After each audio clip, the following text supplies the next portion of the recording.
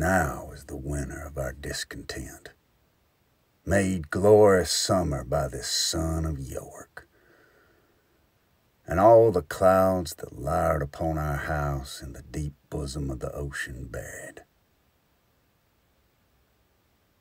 Now are our brows bound with victorious wreaths, our bruised arms hung up for monuments, our stern alarums changed to merry meetings, our dreadful marches to delightful measures.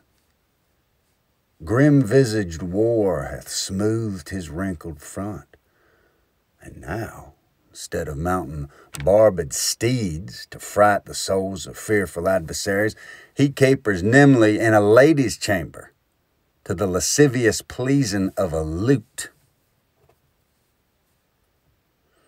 But I am not shaped for sportive tricks, nor made to court an amorous looking-glass. I that am rudely stamped, want love's majesty to strut before a wanton, ambling nymph. I that am curtailed of this fair proportion, cheated of feature by dissembling nature, deformed, unfinished, sent before my time into this breathing world scarce half made up. And that's so lamely and unfashionable that dogs bark at me as I halt by 'em. Why I in this weak piping time of peace have no delight to pass away the time, unless to spy my shadow in the sun and descant on my own deformity. And therefore,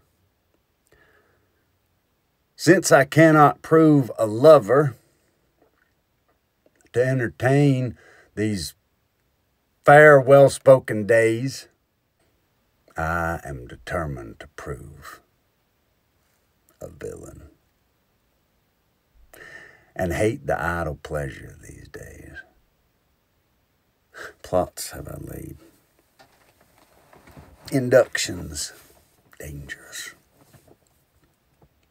by drunken prophecies, libels, and dreams, to set my brother Clarence and the king in deadly hate the one against the other.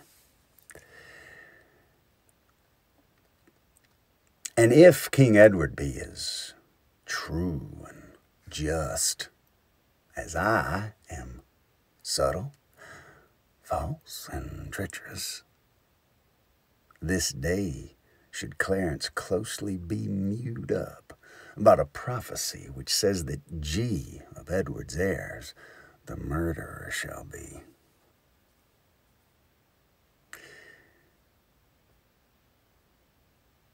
Dive thoughts down to my soul. Here Clarence comes.